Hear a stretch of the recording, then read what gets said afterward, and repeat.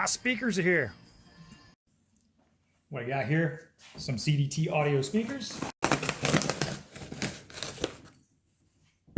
Like that bottle opener. Anyway, let's get in there.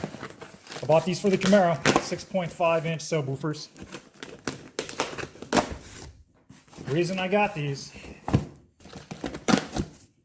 because of the low watt RMS for what they are.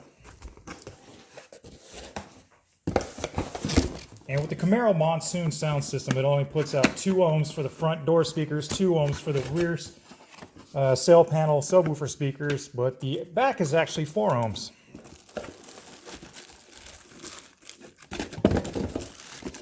So I actually put 4 ohm speakers into my doors, but they don't sound too bad. But with these, should be a nice upgrade. Audiophile, Fanatics, California, USA, made by CDT. So these are 70 watt RMS, which is pretty low wattage for them to run. And look at this cone. Man, that is like Kevlar or something.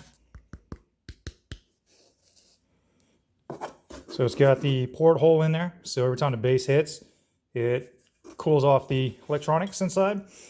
And then it's got these portholes there to also cool off the cone. These things are going to sound great.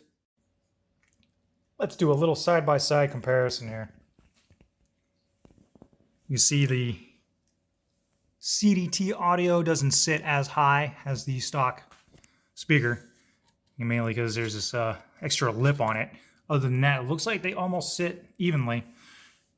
The magnets, about the same roundness, same diameter. All right, you can see there are 2 ohms. That's what you want to get if you're going to do a direct stock replacement so it sounds the best with your system. You'll be able to get most power delivery to the speakers this way. So that's what I ended up getting was 2 ohm. You can see the magnet doesn't quite protrude as high as this one here. And this one, of course, looks like it's just kind of drilled in there. Not drilled in, but maybe that was just the way the magnet was molded or whatnot. But it does not sit as high, and there's actually a hole here. So there's no hole here. So this will help keep the speaker cooler. It's going to sound great. Here's a little something I'm going to do. I'm going to use that same harness right there. So it's actually pinned in right to the frame of the speaker. I'm going to like reach down in here on both sides and cut this out. And I'm going to solder it onto these contact points here, because I don't feel like buying any more wire harnesses. So what you got to do, there's a little tab down in there. So get yourself a pick or something. I'm going to push this tab. Not sure if that's showing up.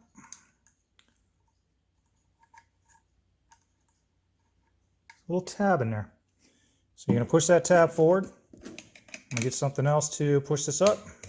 And that's it. Slides right out. I'm going to cut the leads and use this wire by soldering it onto these points here. Now, I am not a good solderer by any means, so I'm just going to give this a try. Or at least show it to you guys. I've done this before, but it doesn't make me a pro. So give a little bit of solder on there.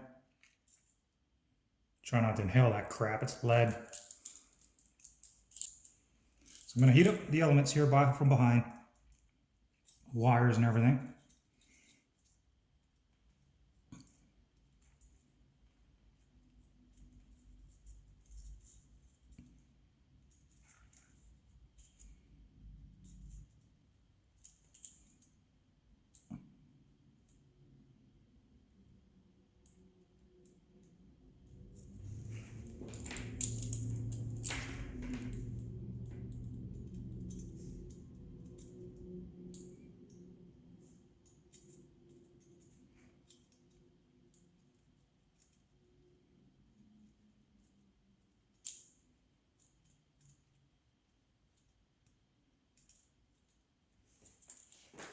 All right, that's one.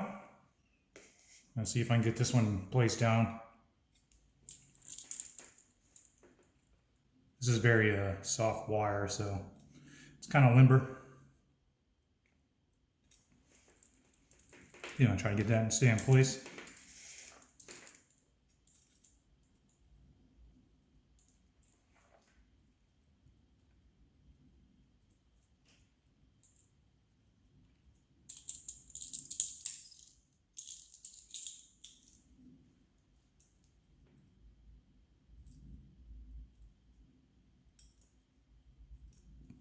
It's not the greatest soldering iron either. Picked this up from Walmart.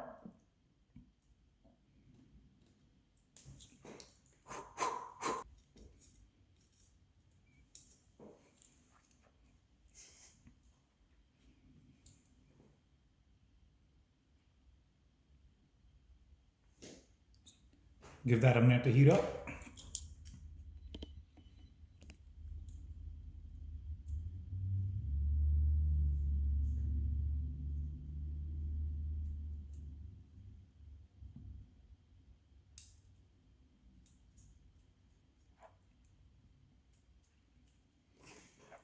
See how that came out.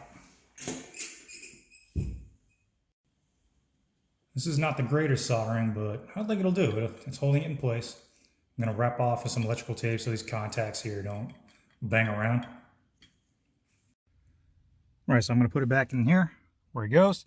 Got this harness hanging out. I lost one of the clips right here, so if I ever get to a junkyard, I'm just gonna pull one out. I think it might have fell in there. If I can get like a magnet tool or something, I'm not really sure. Got the speaker in with only 2 bolts. Having a little fitment problem up in here, so I might just get some, like a drill or something, and drill this out, smaller size, and see if I can still use the same bolts. But let's see if there's any vibrations or weird noises that come out of here for it being kind of, it's not banging around too much, but maybe down the future I could put something like Dynamite behind it for some noise suppression. Speaker sounds really good, but the problem is with those 2 bolts, when the bass hits, it starts to rattle. So let me take my finger off of it. You can hear all that rattling. So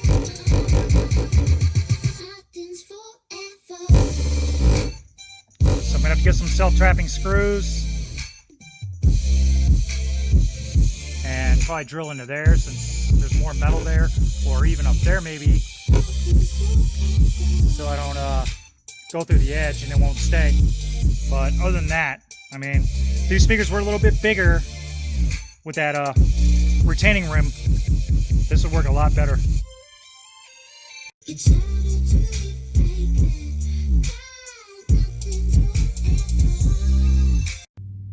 All right, that concludes this video for now. So I got to do some modifications, but I'm pretty sure those speakers are going to work. So probably have to make another video on that since I have to cut this a little short today. A little busy with work, but it's all good. I believe it's going to be a big upgrade to the system here. So stay tuned for the next one. This is Chemical Spore out.